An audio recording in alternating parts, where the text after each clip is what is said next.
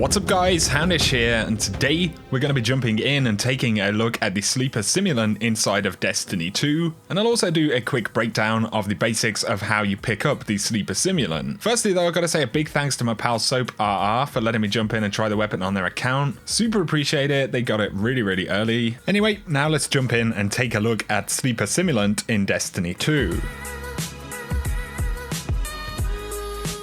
We'll talk about the perks and everything in a moment, but first, in terms of acquiring the Sleeper Simulant, you'll have to finish the main story for the Warmind expansion, you'll speak to Anna Bray, and you'll have to speak to Zavala. This is when he gives you one of the exotics for the campaign. At that point, you have to go back to Anna Bray, and she'll give you a quest for a couple of missions, so you'll need to complete the mission Legacy Code. After this, immediately you'll have another mission called A Piece of the Past, and you run through both of these missions. When you complete the Piece of the Past mission, you will get the Ikelos legendary hand cannon, and then you'll need to go back to Anna Bray once again. She'll have a new quest called Violent Intel, and here you'll have to kill Hive and Cabal with headshots in the Mars location. This will take a little while to do. Public events and things like that are going to be really useful, but generally you'll just have to kind of run around in a loop and make those kills. But once you've made those kills, you'll have a new step called Rasputin's Culling, and here you'll need to defeat powerful enemies. And so basically this is any kind of yellow bars and things like that. I actually found the most efficient way to do this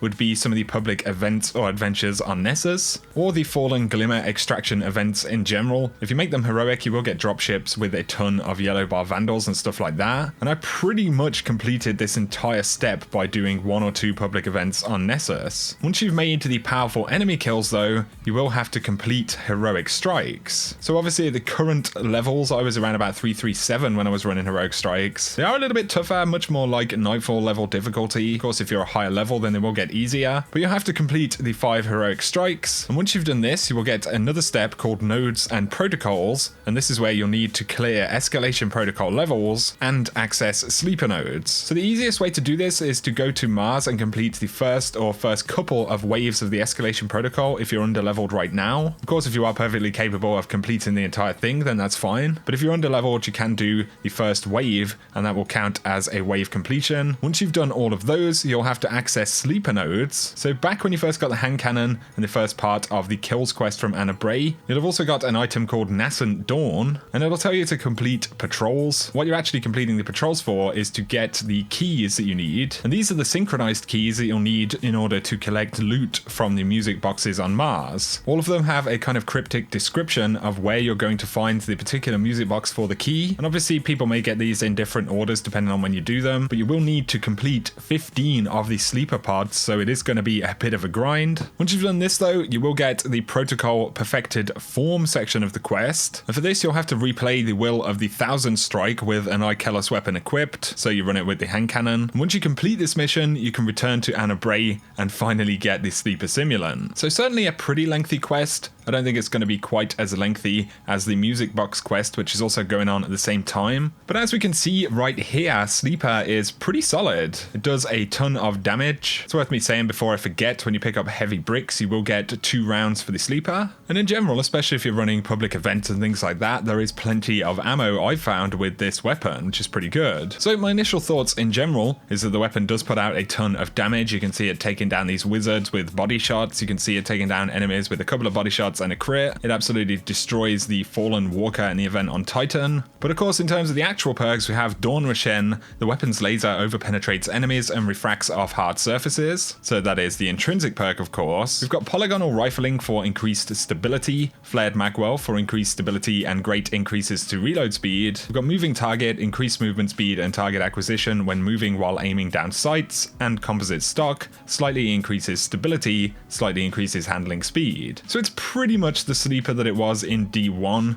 Of course, there is an exotic ornament for this as well, which is pretty interesting. We'll have to wait and see how this thing performs in raids and for DPS and higher end activities and stuff like that. But so far, I've been pretty impressed by this weapon. Also worth pointing out, this dropped at 345. I'm not sure whether these will creep with the power level of the player. I'm guessing they probably will. But yeah, I'm really impressed by the sleeper, guys. I've got a couple of steps left to actually pick up the weapon on my account. Once again, massive thanks to Soap for letting me try this out on their account. Really appreciate it. They absolutely beat beasted getting this exotic so soon. I'm gonna leave you with some clips of the sleeper in action here, guys, but if you have enjoyed the video, a like is very much appreciated below. Let me know your thoughts about the sleeper simulant. Check out my sponsor Into the AM for some pretty awesome hoodies, shirts, hats, bandanas, Overwatch League shirts, and more. You can save 10% in the store if you use code Houndish. My link will be down below. I'll actually leave you with a clip of us completing the heroic public event. This is the Warsat event on Mars, in case any of you guys are wondering how to do it. I was using the sleeper simulant right here, but to actually activate the heroic event, what you need to do is kill the wizards that spawn in around the Warsat. Once you take each wizard down, the corresponding shrieker will come up. You need to kill them relatively quickly, but it's pretty easy to do, and you can activate the heroic version of the public event. So like I said, I'll leave you with that gameplay, guys, and some of the clips of Sleeper Simulant. But if you're new around here, be sure to hit subscribe to see more D2 content going forward, and I will catch you guys very soon.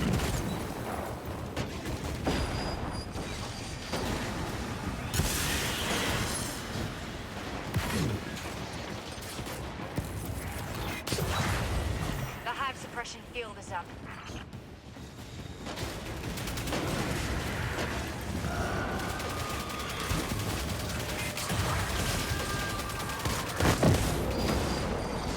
I have just what you need. The Valkyrie's online.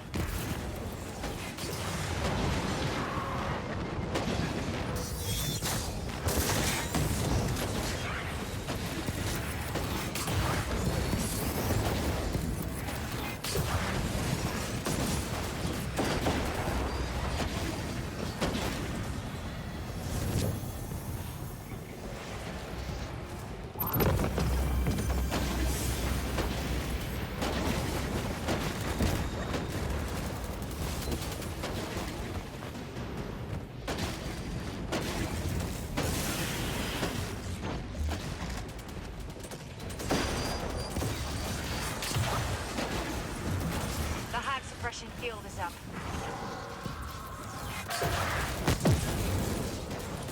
The Hive are sending an ogre. The neural net is active.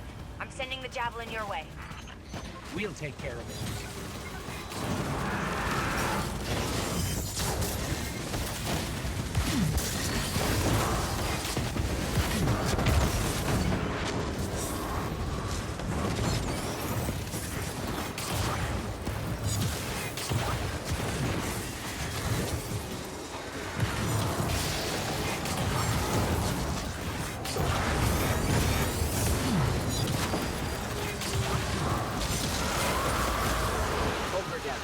Warsat clear.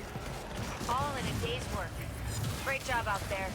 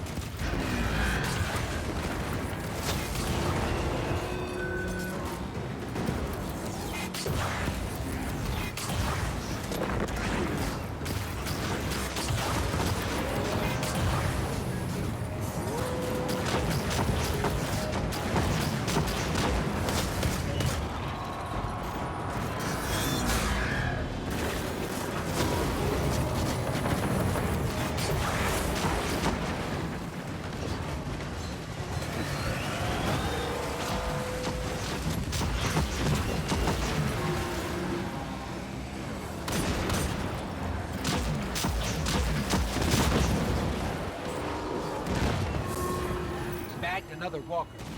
What are we up to, Sloan? 16? 60? I stopped counting some time back. You keep racking them up.